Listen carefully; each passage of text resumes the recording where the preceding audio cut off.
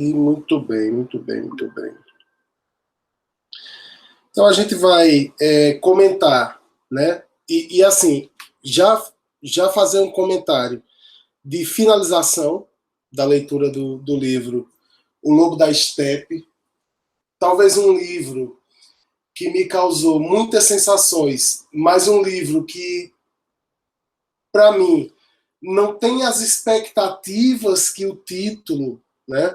E levando-se em consideração o escritor, o Hermann Hesse, né, traz, mas que é uma leitura que nos leva a muitas viagens. E eu estou falando aqui literalmente, né? Imagens de alucinações, de momentos de viagem que o personagem Harry Haller passa e que te levam juntos nessa viagem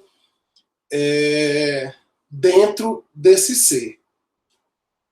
É muito importante a gente pontuar o quanto de reflexão sobre. É muito importante a gente pontuar o tanto de reflexão que esse livro, O Lobo da Estepe, traz sobre o ser humano.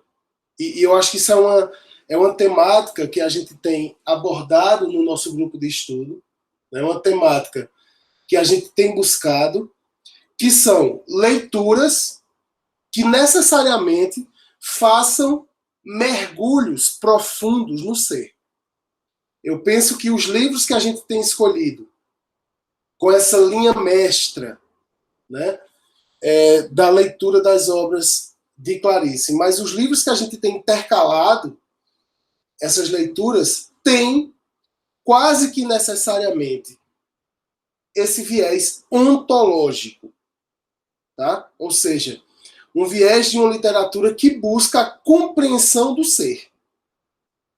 E na medida que a gente vai compreendendo essas personagens, essas diversas personagens que já passaram por esse grupo de estudo, a gente vai se compreendendo. E isso é a magia, né, de uma literatura e de uma escrita que passa, que propõe esses mergulhos no ser.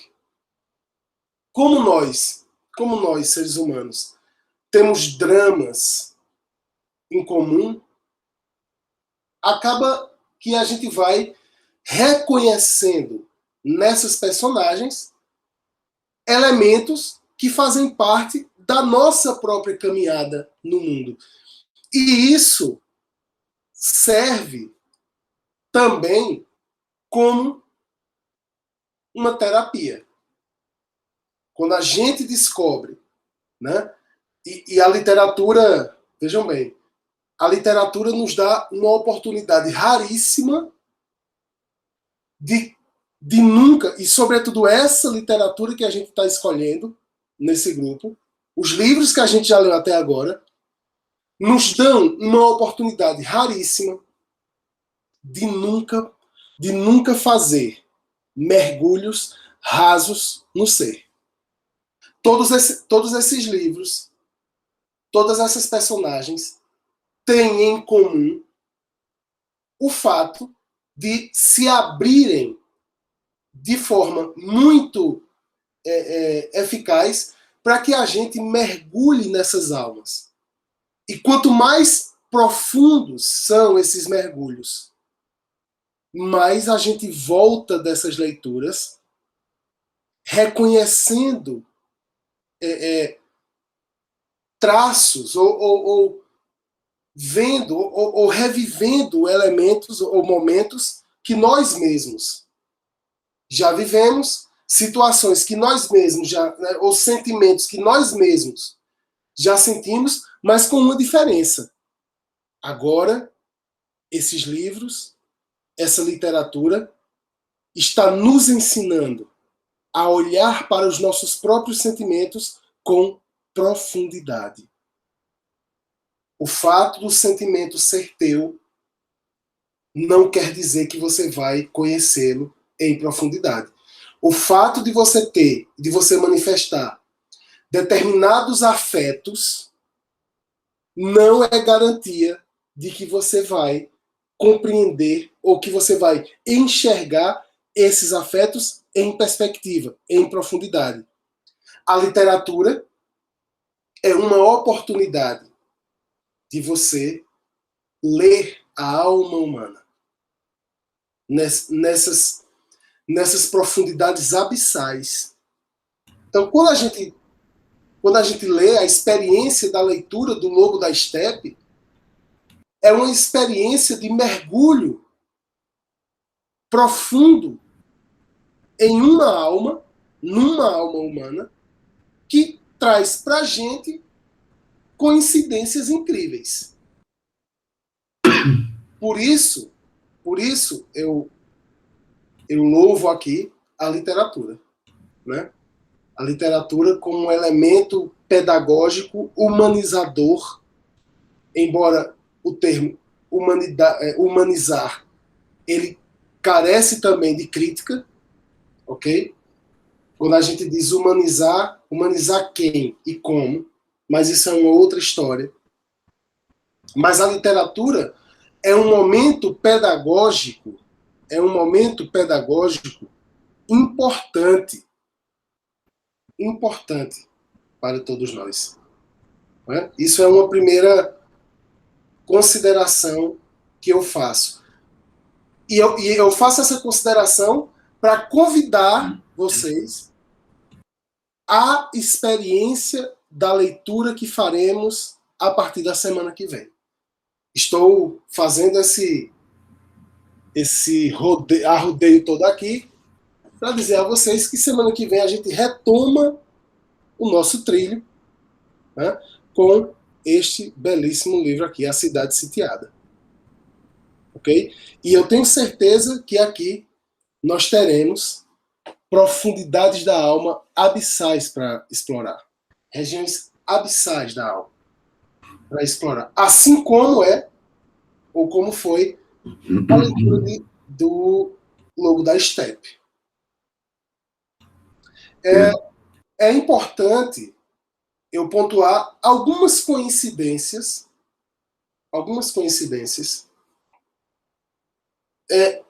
que eu vi entre a personagem e nós. Essa personagem está vivendo num momento onde a violência está implícita. Vejam bem, eu não vou querer citar nomes aqui de personagens da vida real, né? Mas essa personagem vive no entre-guerras, na ascensão do nazismo, do nazifascismo, onde os fascistas estão colocando o seu modo de ver o mundo. E essa personagem faz críticas. Em um determinado momento da leitura, a gente consegue se enxergar. Essa é a magia da literatura. E aí eu vou fazer algumas citações para que vocês simplesmente, a partir dessas leituras que eu vou fazer agora, vocês consigam se espelhar. Pedro? Oi, Julie. Oi, meu filho, me perdoe, viu? Você falando da importância da literatura, né? Eu fico danado quando eu não sei quem... Quando eu não lembro, né, quem disse.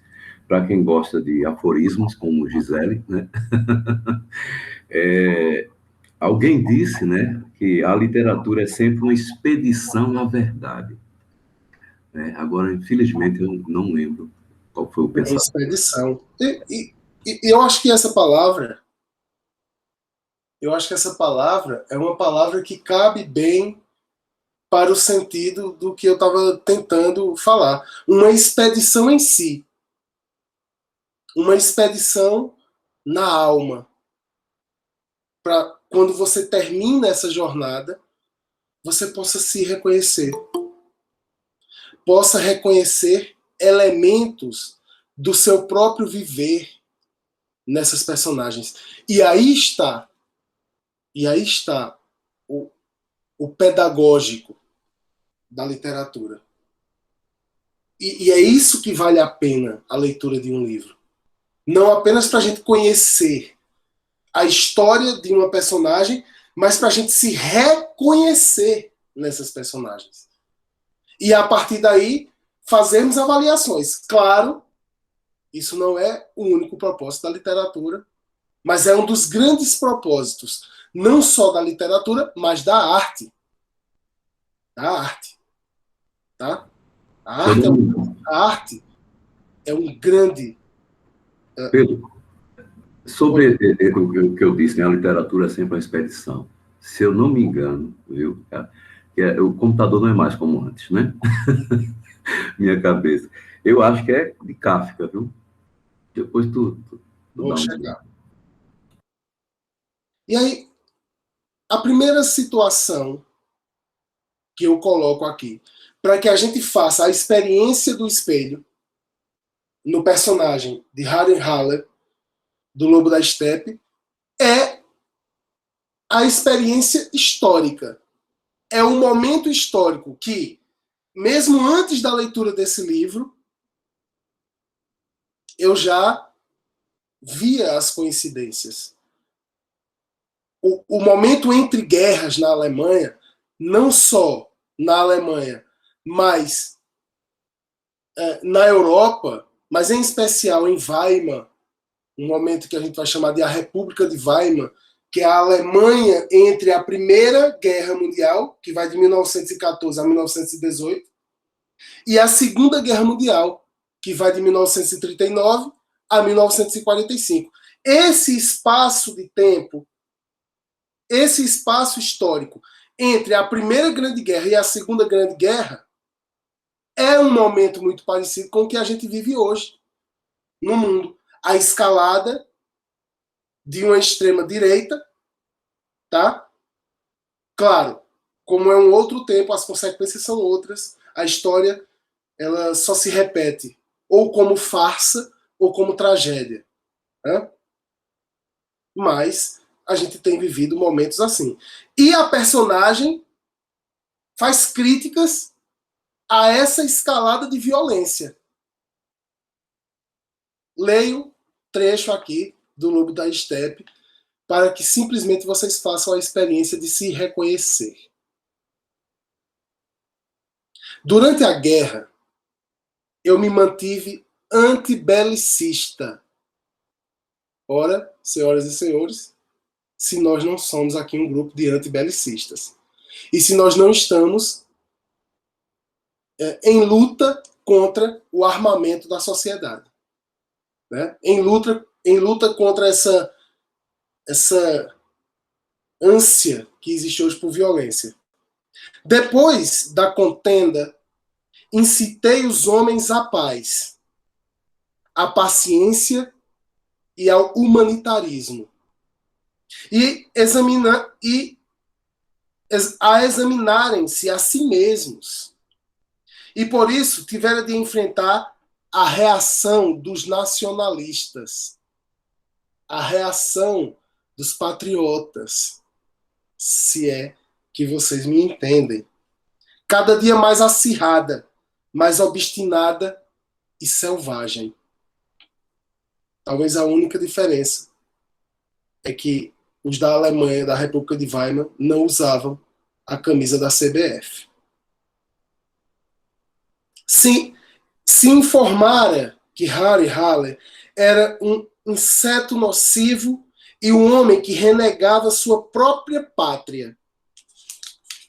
Colocando aqui elementos de espelho, para que a gente se veja. Pois se julgam todos, é por isso que não me perdoam, diz a personagem, né? É um lobo, é solitário, e por quê? Olha isso aqui, minha gente. É por isso que não me perdoam, pois se julgam todos, sem dúvida, inocentes. O Kaiser, que é o mito da Alemanha, não é? O Kaiser, os generais, os grandes industriais, os políticos, os jornalistas, são pessoas que apoiam o que está aí. 2/3 da gente do meu país leem esta espécie de jornal. Leem de manhã e à noite essas coisas escritas nesse tom. São trabalhados permanentemente, incitados, assolados. Semeiam-se neles o descontentamento e a maldade. Ora, ora, se nós não vivemos momentos, tempos iguais àqueles que o lobo da estepe vivia. Rodeados de pessoas que estão sofrendo os mesmos efeitos. Uma hora de reflexão, um momento de entrar em si e perguntar pela parte de culpa que lhe cabe nesta desordem e na maldade que impera no mundo. Mas ninguém quer fazê-lo. Harry Halley estava em busca disso, de um momento de introspecção, de um momento de reflexão. E ele sofria, porque ninguém queria fazê-lo. E isso é uma conclusão a que ele chega depois, né? Depois de fazer muitas e muitas reflexões, inclusive num documento que eu acho que é o primeiro grande momento desse livro, que é o Tratado do Lobo da Estepe. O Tratado do Lobo da Estepe. E aqui eu não quero... Não sei, não dá para comparar. Mas tem o teor que você encontra no Leviatã, de Thomas Hobbes, quando Thomas Hobbes vai falar sobre o ser humano. Lembrem que Thomas Hobbes dizia que o lobo é o homem é o lobo do próprio homem. Tá? E esse tratado vai trazer muitos elementos para que a gente conheça a alma humana. Né? Primeiro, ele, descrevendo a personagem, ele traz como é difícil conviver com nossos pares no mundo. Como é difícil. Todo aquele que se cultiva. E isso não é uma forma de se colocar acima. Mas é quando você começa a enxergar certas coisas e a não se entregar a comportamentos de rebanho, você se isola. É difícil você conviver. Né? Ele denuncia essa solidão. Por isso o lobo da estepe. Né? E aí ele anda triste. Ele pensa em suicídio.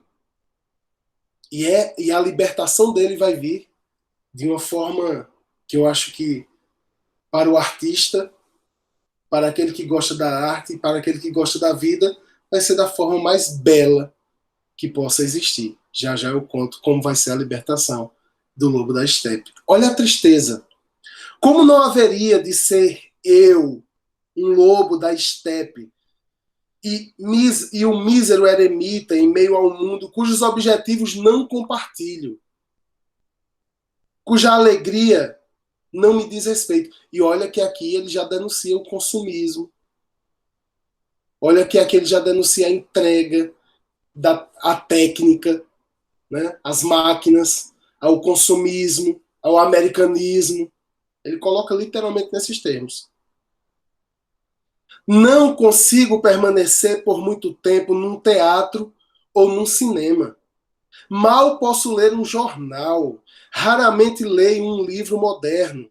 Não sei que prazeres e alegrias levam as pessoas a trens e hotéis superlotados, aos cafés abarrotados, com sua música sufocante e vulgar, aos bares e espetáculos de variedades, às feiras mundiais, aos cursos, aos centros culturais e às grandes praças de esporte. O cara está abusado do teatro. Imagina se ele vivesse no século XXI. O que é que ele não estaria vendo e abusado de quê? Né? Não entendo, nem compartilho dessas alegrias, embora esteja ao meu alcance, pelas quais milhares de outros tantos anseiam. Por outro lado, que se passa comigo, nos meus raros momentos de júbilo, aquilo que para mim é felicidade e vida e êxtase e exaltação, procura-o o mundo em geral nas obras de ficção, mais ou menos o que nós fazemos aqui, buscando algum tipo de júbilo na literatura. E ele diz: na vida parece-lhe absurdo, e de fato, se o mundo tem razão, se essas músicas dos cafés, essas diversões em massa e esses tipos americanizados que se satisfazem com tão pouco têm razão, então estou errado, estou louco.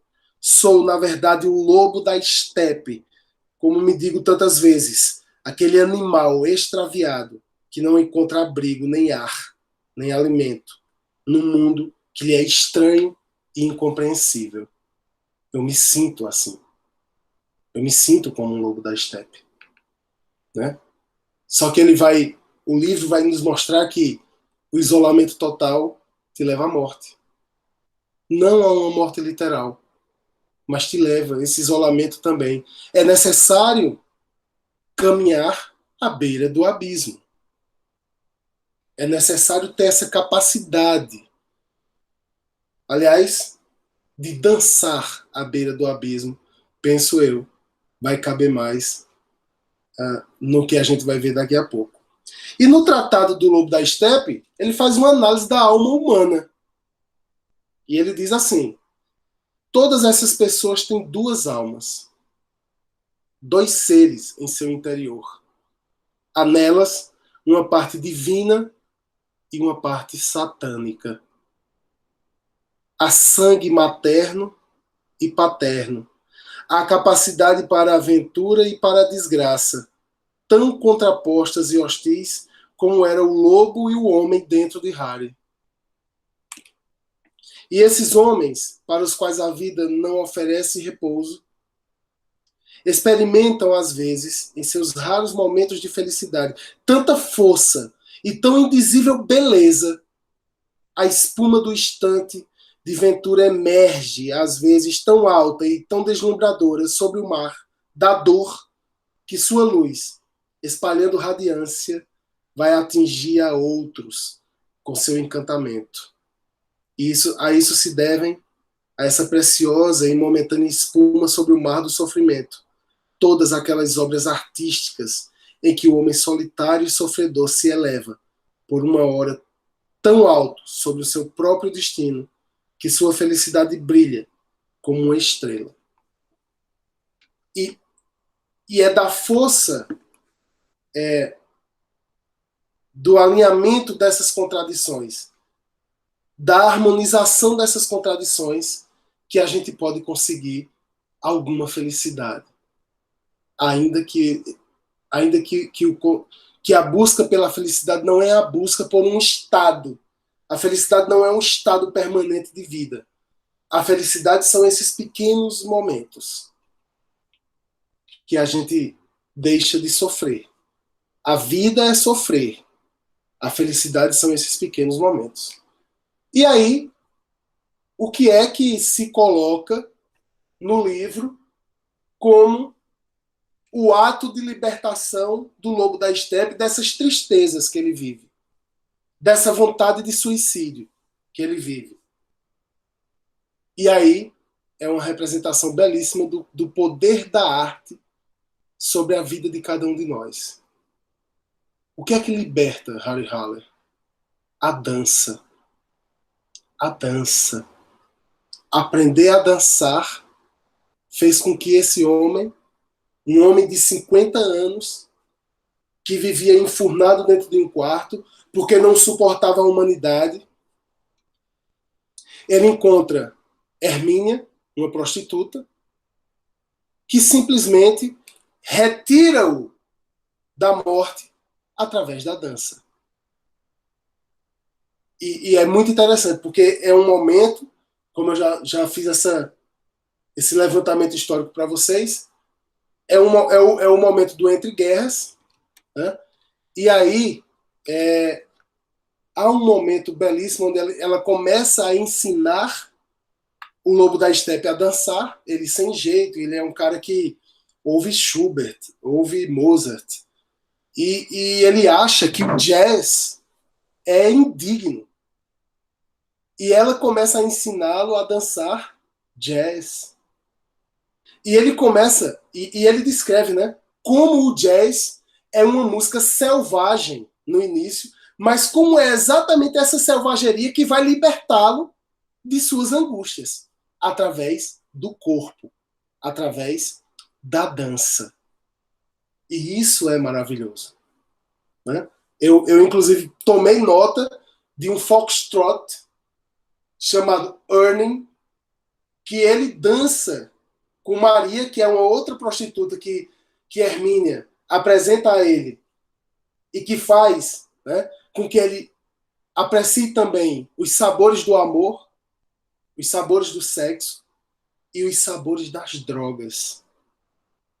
Numa viagem alucinógena que vocês não têm noção. Não têm noção. Por isso que, quando ele vai saindo do seu eu triste, ele entra num lugar que ele chama de teatro mágico.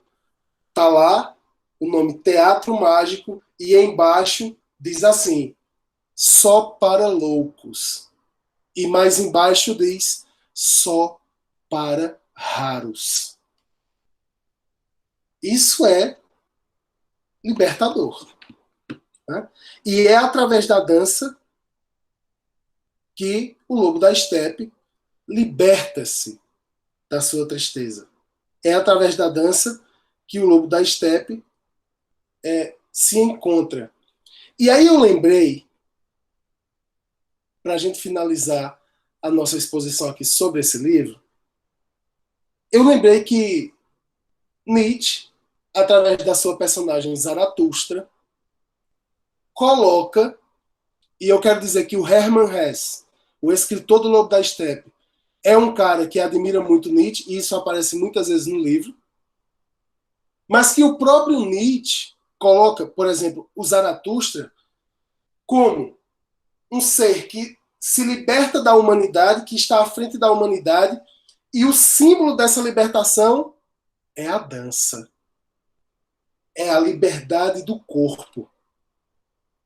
É como a dança, a arte, constitui forças ativas e não forças reativas. A dança como a expressão da vida. A dança como a expressão de um dizer sim à existência, de um dizer sim às suas potências. E o que vem depois, que esse cara aprende a dançar, eu não vou falar, para que fique o recado para vocês, né? Mas o grande recado é: vamos dançar. Seja lá o que dançar signifique para você. Dançar pode ser uma caminhada. Dançar pode ser se libertar de um amor que te faz sofrer. Dançar como um ato de liberdade. Deixar o teu corpo fluir. Deixar o teu corpo se libertar. E junto com o teu corpo, a tua alma ficar liberta. Termino essa exposição lendo as considerações finais de um artigo chamado Reflexões sobre a dança a partir das metáforas de Zaratustra, de Odilon José Roble. As considerações finais do artigo dizem, e eu vou terminando aqui,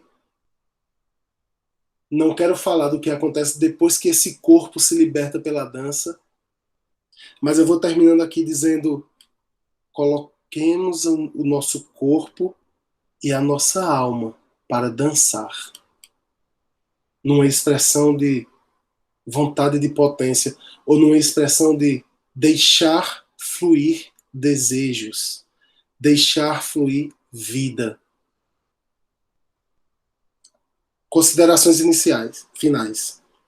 O conceito de dança em Nietzsche não aparece fortuitamente. Tampouco tem uma importância apenas metafórica, no sentido de que no sentido de um recurso de linguagem meramente estilístico. O filósofo alemão parece ter escolhido esse fenômeno por suas qualidades intrínsecas, de representar o potencial dionisíaco que o homem deve assumir para superar sua condição de fraco. É necessário dar voz ao Dionísio em nós. E é exatamente isso que Hermínia diz a Harry Haller. Você é covarde. Você é fraco. Você tem medo da vida. Venha comigo, vamos dançar. E aí você vai enxergar a vida como ela é. Continua o texto. Para ir além da moral do rebanho. Imagine que o rebanho é de ovelhas. Ele é um lobo. É um lobo que não sabia ser lobo. É necessário que uma mulher ensine-o a ser lobo. Um lobo que não sabe morder. Um lobo que não sabe caçar. Um lobo que não rosna.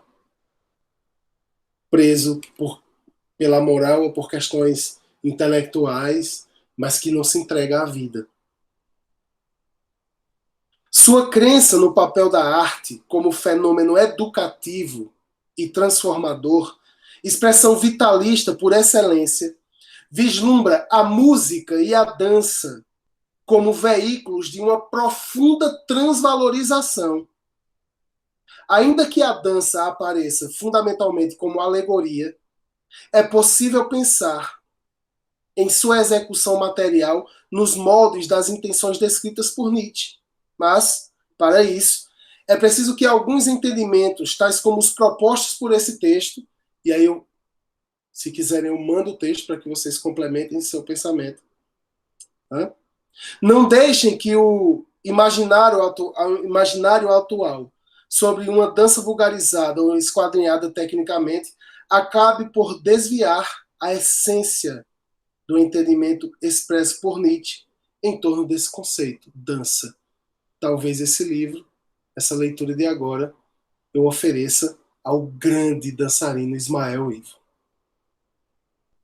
A dança, em Nietzsche, é uma expressão da vitalidade, da vontade de poder, da capacidade do homem em agir de modo ativo em uma cultura que o quer apenas reativo.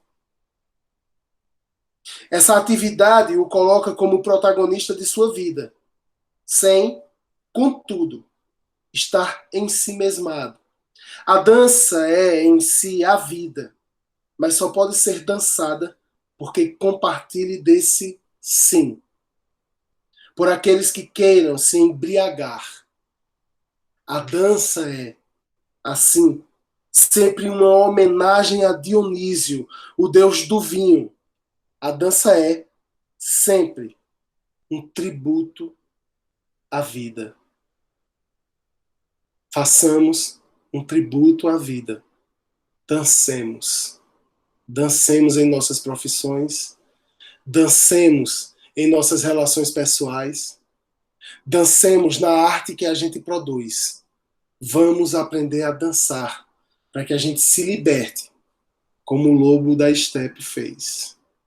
O que vem depois é com vocês.